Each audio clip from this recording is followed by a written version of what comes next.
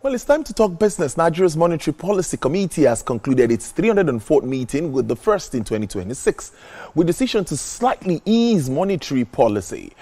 Ulomo Imachi has more. After months of tightening and cautious watching, Nigeria's Monetary Policy Committee has delivered its first policy signal for 2026, setting the tone for inflation control, borrowing cost, and economic direction.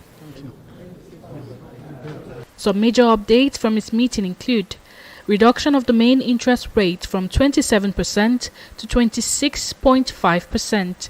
It kept the cash reserve ratio at 45% for commercial banks and 16% for merchant banks. The liquidity ratio remains at 30%, and the standing lending and deposit window stays at plus 50 and minus 40 basis points around the monetary policy rate.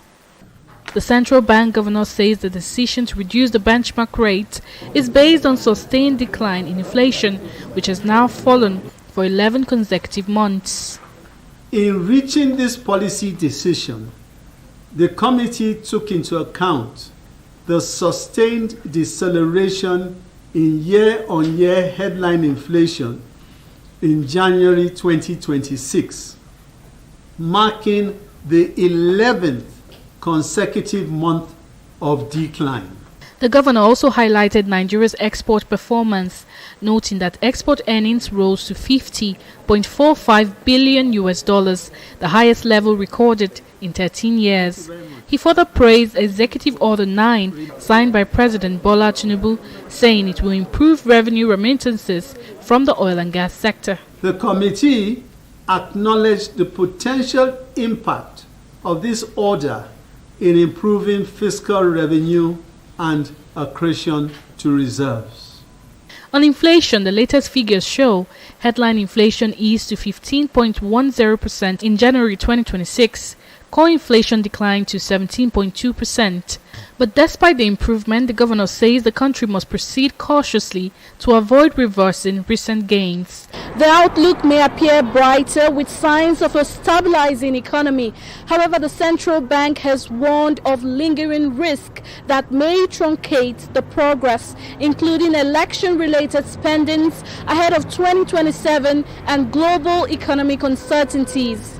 For now, the economy is healing, but its treatment must continue. Ulomo Imachi, TVC News, Abuja. All right, my guest is Mr. Dr. Paul Alaje. He's a partner, senior economist, SPM Professionals. Dr. Alaje, thank you so much for your patience. We appreciate your time. Now, let me ask you first what you make of this decision from the Apex Bank after all expectations for the first meeting for 2026. Yeah, thank you so very much. A beautiful decision made today by the Monetary Policy Committee of the Central Bank. It is as expected. Recall that when the last decision was made, before the one made today, projected that what we'll see until the end of Q1 2026 will be marginal drop, if there will be a drop at all. People argue that, yes, inflation has dropped to 15% as of then. Therefore, nothing should have stopped the Monetary Policy Committee for bringing monetary policy rates below 20%. And I said, no, it does not work like that.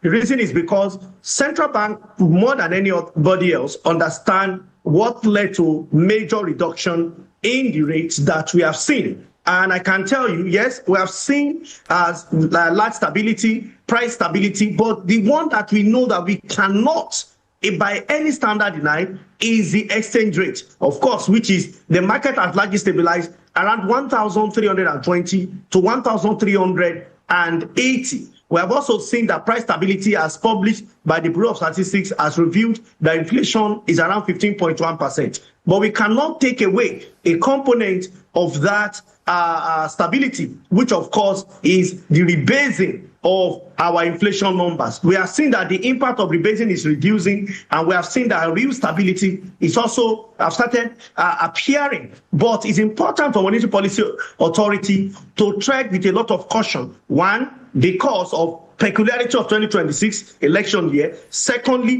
because of global uncertainty. Thirdly, because of what we have seen in our foreign reserve, which has surged above $50 billion. Above $50 billion is what we have not seen in a number of decades. I can say 20 to 30 decades. We have not seen such. What we therefore need to do is to tread cautiously. Now, 100 basis points is what we have seen in about 3 months. And today, with 50 basis points before another 50 basis points, and that made it 100 basis points in about 3 months. I can tell you that by the time Nigeria sustained single-digit inflation, and we're able to intensify on that single basis inflation, not once, not twice, but about 3 times, at that time, you can see monetary policy rate come down, because I tell you tomorrow, if somebody in America, I don't want to mention name, comes up and says that he had right fair to increase rate by 1%, is it the time we now continue to increase rate again? We need to understand that our economy is developing. We need to also understand our reality. Therefore, the projection I made is that at the minimum, we're going to see no change, and at the maximum, we're going to see 100 basis points is exactly midpoint of that projection. And I think that it's a good decision that the Monetary Policy Committee have made today. All right. Let me ask you, talked about the banking sector, that 20 out of the 33 banks have been able to meet the recapitalization demand. What do you make of that? I'm talking about stability in our financial system.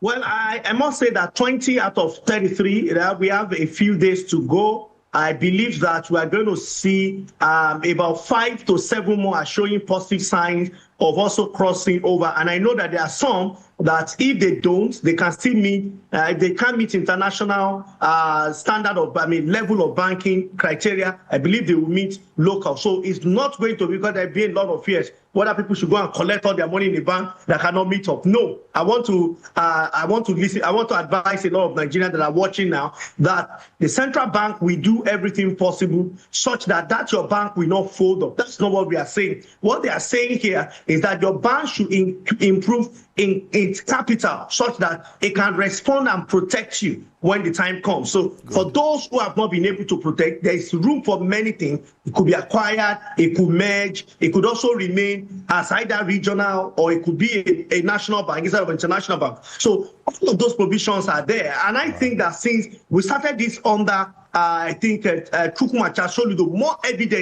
more evidently under his administration, we have seen a large protection of depositors' fund, which I think is the trajectory. People say, we want to do this to meet $1 trillion economy. I've told you that $1 trillion economy is not just by capitalizing our banks, it also has to do with our exchange rate. If Naira drops to 4,000 tomorrow, forget that dream. But if it improves, as improving now, to about 800, then you see that automatically our GDP will jump to being the 4th or the 3rd, it will jump to being 2nd. And I tell you, with little growth in 2 years, we can jump back to being number 1 in Africa. And if that growth continues, in less than 10 years, we'll get to $1 trillion economy. So a lot of other factors beyond just mentioning. It's important we know that if we need to pay attention to stability of exchange rates, stability of pricing, among so many other things that are within the tools of monetary authorities. Dr. Paul Alaje, I must thank you so much for your time. Partner, senior economist, SPM professionals. Do enjoy your evening. Thank you so much for having me.